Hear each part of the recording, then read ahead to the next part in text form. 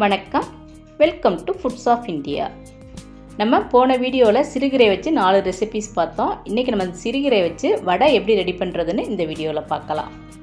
இன்றைக்கி கீரை வடை ரெடி பண்ணுறதுக்கு நான் சிறுகீரையை நல்லா சுத்தம் பண்ணி எடுத்து வச்சுருக்கேன். இதை வந்து தண்ணியில் ஒரு தடவை கழுவிட்டு பொடி பொடியாக நறுக்கி எடுத்து வச்சுப்போம். இப்போ வடைக்கு வந்து ஒரு கப் அளவுக்கு கடலைப்பருப்பை தண்ணியில் ஒரு தடவை கழுவிட்டு குறைஞ்சது 2 மணி நேரம் ஊற வச்சுக்கலாம். பருப்பு ஊற வச்சு 2 மணி நேரம் ஆயிட்டது. இப்போ நல்ல பருப்பு ஊறிடுச்சு. இதில் இருக்க தண்ணியை வடிகட்டி தனியாக எடுத்து வச்சுக்கணும். ஒரு மிக்சிங் பவுலில் பொடியாக நறுக்கின கீரையை போட்டுக்கணும். இது கூட பொடியாக நறுக்கின கொத்தமல்லி தழை நம்மளுக்கு தேவையான அளவு போட்டுக்கலாம். காரத்துக்கு 3 பச்சை மிளகாயை இந்த மாதிரி பொடியாக நறுக்கி போட்டுப்போம்.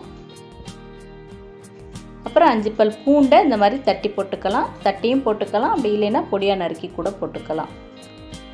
ஒரு பெரிய வெங்காயத்தை இந்த மாதிரி பொடியாக நறுக்கி போட்டுப்போம். இப்போ தேவையான அளவு நம்ம உப்பு சேர்த்துக்கலாம். இப்போ இது எல்லாத்தையும் சேர்த்து முதல்ல நல்லா மிக்ஸ் பண்ணி தனியாக எடுத்து வச்சுக்கணும். இப்போ நம்ம பருப்பை வந்து அரைச்சி எடுத்துடலாம். அதுக்கு ஒரு மிக்ஸி ஜாரில் நல்லா தண்ணியை வடிகட்டிட்டு எடுத்து வச்ச பருப்பை பாதி போட்டுப்போம். இது கூட தேவையான அளவு மிளகாத்தூள் போட்டுக்கலாம். நான் வந்து 3 மிளகாத்தூள் போட்டிருக்கேன். 1 டீஸ்பூன் சோம்பு போட்டுட்டு இப்போ இதை வந்து மீடியமாக, ரொம்ப நைஸாக இல்லாமல் கொரன்னு அரைச்சி எடுத்துக்கணும். பருப்பு வடைனாவே வடைக்கு வந்து மாவு இந்த மாதிரி அரைப்பட்டு இருக்கணும். இப்போ இந்த அரைப்பட்ட பருப்பு வந்து இந்த கீரையோட சேர்த்துக்கலாம். இதே மாதிரி மீதம் இருக்க பருப்பையும் நம்ம அரைச்சி எடுத்துப்போம். நம்ம மிக்ஸி ஜாரில் அரைக்கும்போது மொத்த பருப்பையும் மிக்ஸி ஜாரில் போட்டு அரைச்சோம்னா அடியில் வந்து பருப்பு ரொம்ப அரைஞ்சிரும், மேலே வந்து அரைப்படாமல் இருக்கும். அதுக்காக தான் நான் 2 பார்ட்டாக போட்டு அரைச்சி எடுத்திருக்கேன். இப்போ ரெண்டையும் நல்லா மிக்ஸ் பண்ணிக்கணும். அதுக்கப்புறம் சின்ன சின்ன உருண்டையாக நம்ம தேவையான அளவு உருட்டி எடுத்து வச்சுக்கணும். அப்போ தான் வடை தட்டுறதுக்கு நம்மளுக்கு கொஞ்சம் ஈஸியாக இருக்கும்.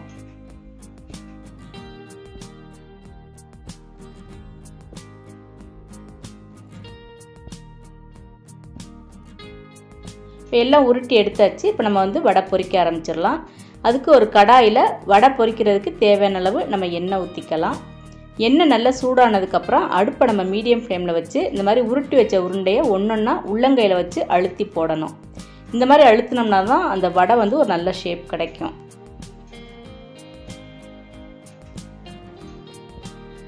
வடை போட்டு 1 நிமிஷம் ஆனதுக்கப்புறம் நம்ம அடுத்த பக்கம் வடையை திருப்பி போடணும். அந்த மாதிரி வடையை 2 தடவை திருப்பி போட்டோம்னா தான் 2 பக்கமும் வடை ஈக்குவலாக வெந்து கலரும் நல்ல கோல்டன் கலராக இருக்கும். இந்த மாதிரி 2 தடவை திருப்பி போட்டதுக்கப்புறம் நல்ல வடை கலர் மாதிரி இந்த கோல்டன் கலரில் இருக்கும். இந்த டைம் நம்ம எண்ணெயிலேருந்து வடையை வெளியே எடுத்துடலாம். இதே மாதிரி மீதம் உருட்டி வச்சுருக்க உருண்டையும் நம்ம இந்த மாதிரி தட்டி எண்ணெயில் போட்டு பொரித்து எடுத்துடலாம். அவ்வளோதான், நம்மளோட கிறிஸ்பியான கீரை வடை வந்து ரெடி ஆயிடுச்சு. சிறுகீரைக்கு பதிலாக நம்ம முருங்கைக்கீரை, அப்புறம் தண்டுக்கீரை, அரைக்கீரை கூட சேர்த்து ரெடி பண்ணலாம். அதுவும் ரொம்ப டேஸ்ட்டாக இருக்கும். நீங்களும் இந்த கீரை வடை ட்ரை பண்ணி பாருங்கள். இந்த வீடியோ உங்களுக்கு பிடிச்சிருந்தேன்னா லைக் பண்ணுங்கள், ஷேர் பண்ணுங்கள். மறக்காமல் ஃபுட்ஸ் ஆஃப் இந்தியா சேனலை சப்ஸ்கிரைப் பண்ணுங்கள். தேங்க்ஸ் ஃபார் வாட்சிங்.